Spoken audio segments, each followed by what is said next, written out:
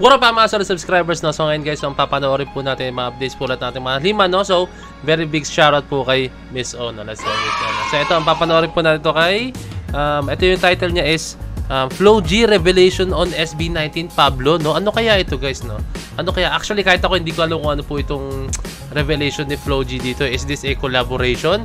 Is this a joint project? Or is this a parang may gagawin sila sa pinaka-concert na to, no? Hindi ko alam, hindi ko talaga alam, no? So, ayoko na patarin pa guys, no? Panoorin na ito. Let's go. Susunod kumanta, syempre, gusto ko espesyal na pasalamatan. Flo G Revelation and SB19 Pablo surprised fans in Pure Gold Thanksgiving concert. Okay, ano kaya yun? Nakapagtaka, no? Ano kaya yun? Filipino hip-hop star, rapper, singer and songwriter Flo G revealed something about Pablo na talaga namang ikinagulat ng mga fans. In the middle of his performance sa Pure Gold Thanksgiving concert ay ibinahagi nito ang pasasalamat para kay Pablo para sa kanyang We Made It na kanta. Ayon kay Flo G, si Pablo ang rason kung bakit sumikat ang kanyang kantang We Made It sa TikTok dahil sa dance video nito. By the way, the DC was made by Jay, Onezy's choreographer. Sa pangarap ay suntok ng suntok, mga alaala ng wala pa. Kumalat nga ang We Made It TikTok video ni Pablo na umabot sa 13.4 million views.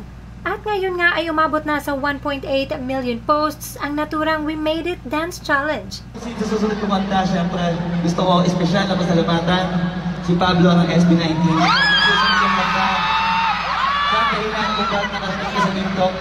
Kung hindi nyo alam, pakinggan nyo at kung alam nyo naman, dali nyo sa bayan. Pagkalilan ko para na... Nakakatuwa lang din na in-acknowledge ito ni Flo G. Pero mas nakakatuwa kung magkakaroon ng collaboration ng dalawa. Malay natin, di ba? Yan ang hinihintay natin, no? Talaga natumbok po talaga ni Miss O, no?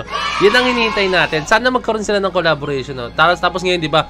Alam niyo si Pablo, guys. Doon pa lang po sa Laluna, no? Grabe po yung pag-spit niya ng mga bars, no? As in, yung every lyrics, pag nagra-rap siya.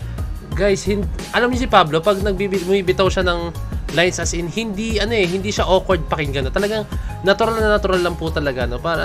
Talagang inaral po talaga ni Pablo yung ganong klaseng style. Inaral po talaga niya kung paano talaga bumitaw ng isang kanta na talagang yung hindi awkward pakinggan. Kasi tandaan nyo guys, meron pong mga rapper, meron pong mga, actually hindi rapper, meron pong mga singer or mga, sabihin natin, mga artist na masabi lang na nag-rap sila, mabilis yung sinasabi nila, ay rapper na sila, no? Rapper kuno na sila, no? Yun po yung nakakalungkot, eh. Kumbaga, actually wala nang masama doon kung nagsisimula pa lang naman, wala masama doon. Pero alam mo yun, like, ang pagra-rap, inaaral po yan. Ang naiinis lang ako kasi, pag sinabi nilang, ay, madali na naman mag-rap, kailangan mo lang magdali magsalita. Hindi guys, hindi ganun yun.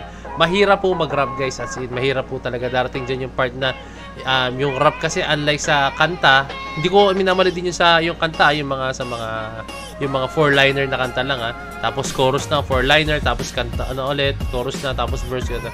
Yung rap guys, napakarami yan, as in abot pa sa 8 bars yan or minsan 16 bars pa.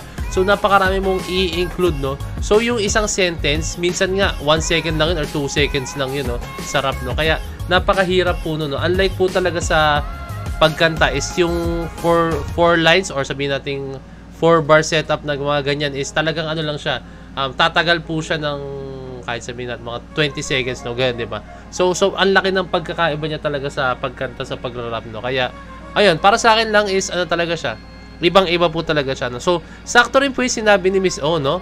Ito, pakinggan nyo, yung sinabi ni Miss O, as in kahit ako na na antig ako as in.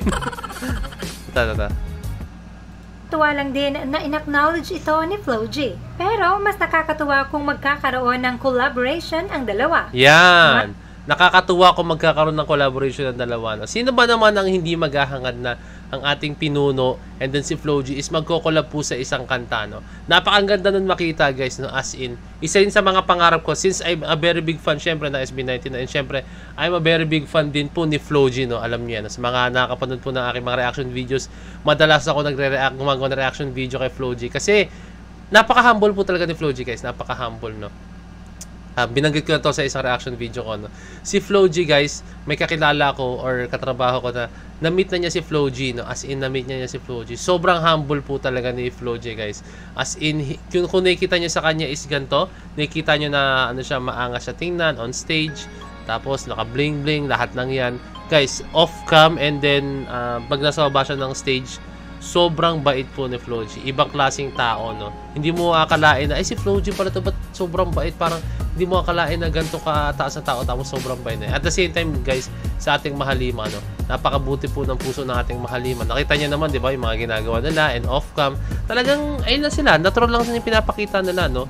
And para sa akin na naman, guys, yung pagiging ganang mahalima is hindi po yun parang para makipagplastikan or what, no? Talagang pinapakita lang po talaga nila na ganun lang po talaga sila, no?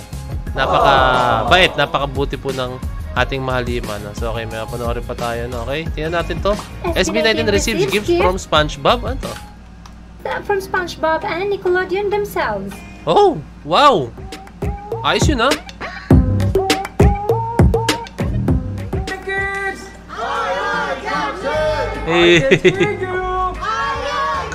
Yes, it's SpongeBob's birthday. Oh. SpongeBob is the longest-running Nicktoon series and the only Nickelodeon animated TV series of the 1990s to continue running to this day. Yay. And here they are sending birthday gift to SB19.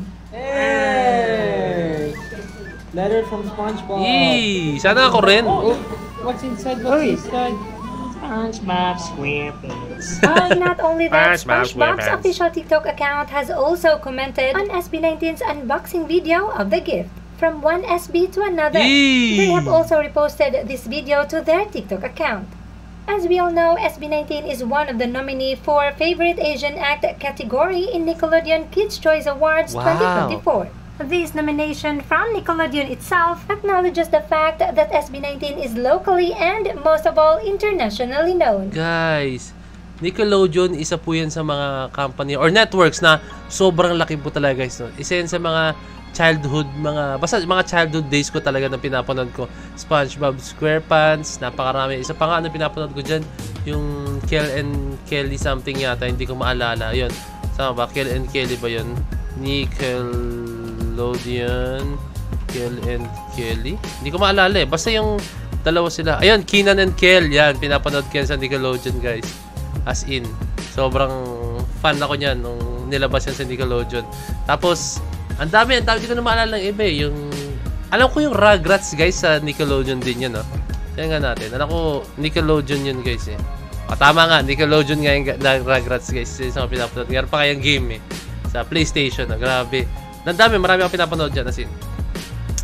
Sobrang nakakamiss na. Tapos, syempre, na-appreciate nila yung ating mahalima, no? Napakita nila na yung appreciation nila, napakita nila na deserve po ng ating mahalima yung mga recognition na tatanggap nila, no? And syempre, ating mahalima sobrang fitting din po dyan, no? And Kids' Choice Awards nga, guys. So, di ba? Ayoko na lang banggit ng artist, pero dati dito merong isang artist na na-nominate or nanalo yata ng award sa Kids' Choice Awards, pero yung parang hindi siya bagay daw doon. Ayoko nang banggitin. I think alam ng iba yan. Hindi daw siya bagay doon kasi sobrang iba siya, sobrang iba yung approach niya, naging ano siya, parang revealing na yata yung mga kilos niya or mga panamit niya, no? So, ayun.